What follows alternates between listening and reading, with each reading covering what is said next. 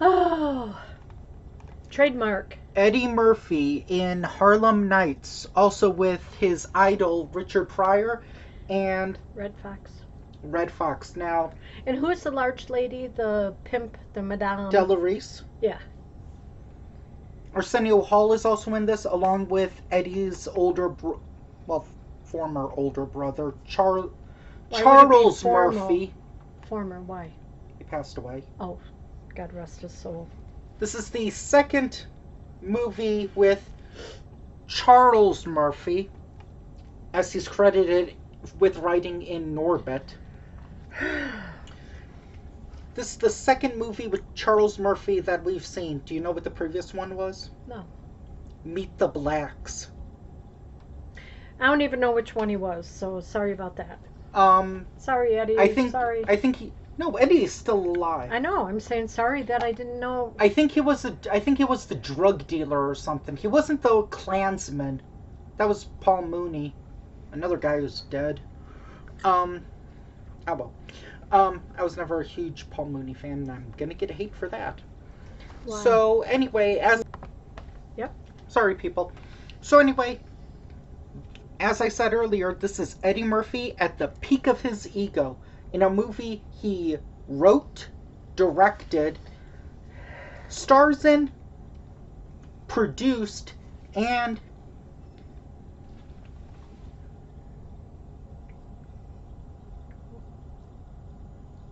Eddie Murphy Productions. Oh, wow. Now, he said the reason about this movie, he wanted to do a period piece. Do we need to right now? Mm-hmm. And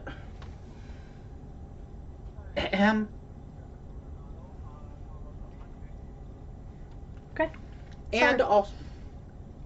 And also, he wanted to do a movie with Richard Pryor because if you've seen his second stand-up special, Raw, he talked about when he was 15, he used to do stand-up about going to the bathroom because he was 15 at the time, and it was like, you ever have that feeling when you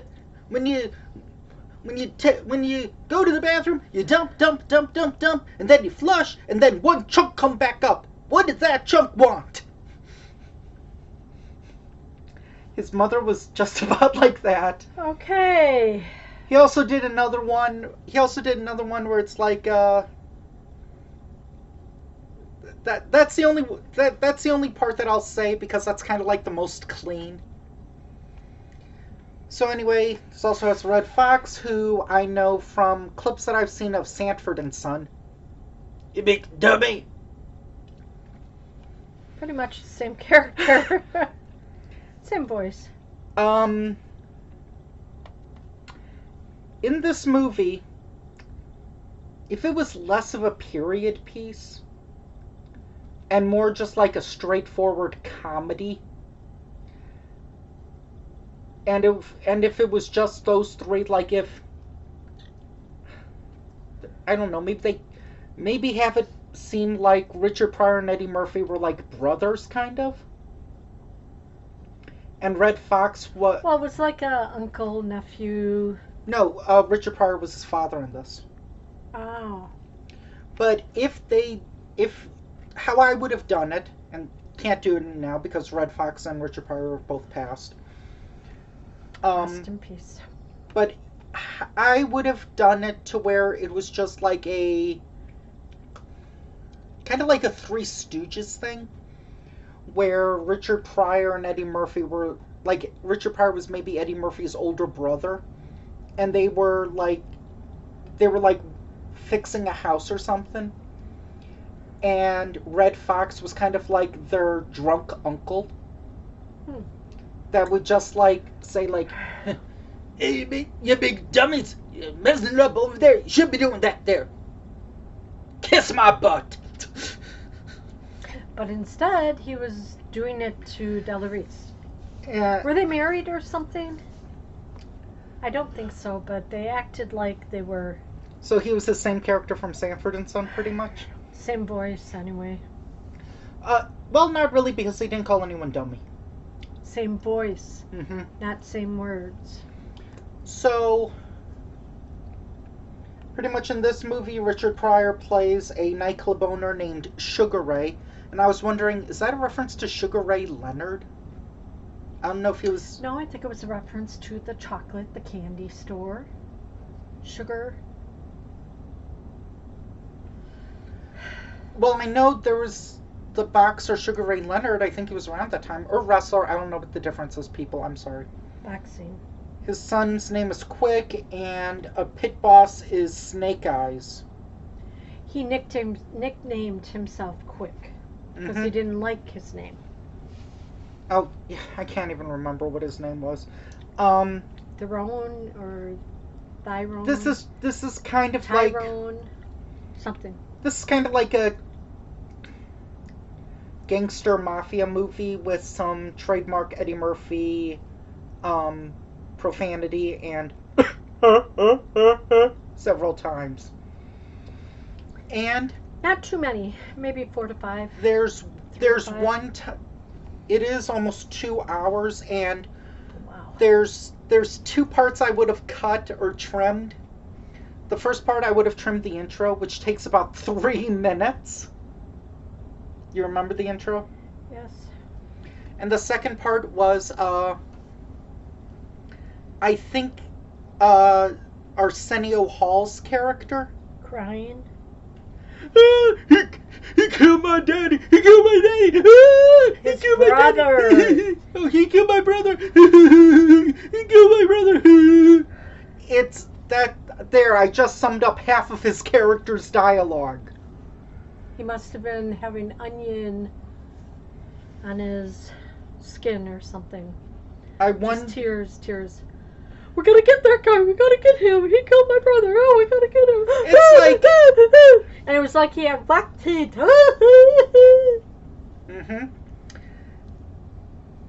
I've pretty much run out of things to say. Is there anything you want to say? Well, you haven't even discussed the movie, the plot. I said it's pretty much like a mafia gangster movie. They run an after-hours nightclub. Higher.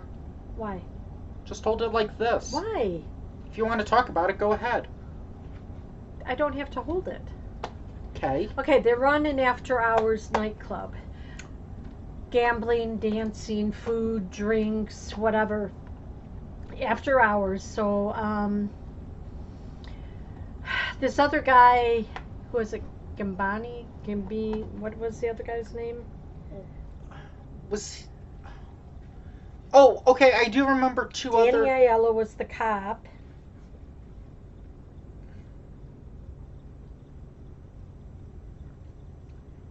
But anyway, so Danny Aiello was working for this gang, and Sugar Ray's spot was making about 15... The heck is this that we're watching? I don't know. 15, it's despicable, no, whatever. 15,000 a week. And the other places weren't making that much. So this guy wanted 10,000 of their 15,000, which they didn't think was much of a deal. And so they just kind of run into some trouble. Then they got the idea they're going to steal the boss and all the other places, because there was a big bet, 3-1, that the white guy was going to beat the boxer that had been boxed too many times, that couldn't think or talk straight. But both of the boxers sounded like Rocky Balboa. Yeah, whatever. You know, I'm okay. Before they got shut down, Red Fox was calling dice craps.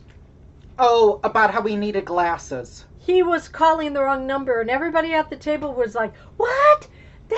He would call one dice and not both dices together. I'm just trying to screw him up, blah, blah, blah, blah, blah. You're then they give him bifocals. I mean, these really thick glasses where his eyes were so big. Okay, relax. I mean, what, what knowledge do you have about, like, playing craps, blackjack, or roulette? It's not like you ever worked at a casino. Jeez. Anyway, she has people. Yeah, I dealt blackjack, roulette, dice, and then I was a pit boss. Was it called craps back then? Yeah, dice, Okay. craps, which other, because if you crap out, Yeah. or you roll a 7. He did a joke. He did a joke about that, and the punchline was, he was like, he did. It was also in Raw. He did the joke about like having dice, and was like, okay, give me a great personality, give me a winning smile and everything. Ooh, ugly chick. Okay, let me roll the dice again. Let me roll the dice again. Okay, let me here blow on it. Okay. Give me a hat. Beautiful. Give me a hat, beautiful woman. Ooh, chick that tries to kill me. Okay, let me just do it one more time. Okay. This is for all the marbles. Here I go. Come on, give me a winning personality and an incredible body. Ooh, STDs. I crapped out. So anyway, they're trying to get this other mobster to leave him alone. So Richard Pryor is the first one that gathers everybody at his house and says, we got to get out of town. Don't know where we're going. We got to get out of town. We're going to rob all the loot, and everybody's going to get about 50,000. I thought right? it was 100,000 each. No, I thought it was 50,000 Okay. each, because they were only getting 5 million divided by how many guys were at the table? 10. 10? Oh. So they all agreed, and then Delarese had to pick her best lady to go after this one guy that he was doing the pickup of all the dollars and delivering it. I knew Della Reese from a Mad TV sketch called Meet Joe Black Mama. Oh, geez. Do you remember that? Did I ever show you that sketch? No, I don't know. Anyway, so then The Citizen Kane Eddie of Della Murphy Reese quick movies. thinks that the gambler or the mobster boss, his girl likes him. And so he shows up to dinner and she's there. The mobster is there and one of his associates. And then he just kind of leaves and finds a gun in the bed. Well, she invites him over and she says, well, do you want to come up? And then he finds this little pistol under her pillow and he's like, oh my God, we think alike. And then he started thinking and he's like, oh, she's going to kill me. Oh, dang, she's going to kill me. So he takes out the bullets and he leaves the gun there, but he leaves his gun under his pillow. And sure enough, after they messed around and were talking, and then he's like, let me get this straight. You fooled around with me, and then you were going to kill me. And she goes, yes. And so she's like trying to, and then he pulls his gun out and he kills her. Then Richard Pryor says, we've got to get out of town now. So they were all after Quick, and he was hiding at Red Fox's place. I guess.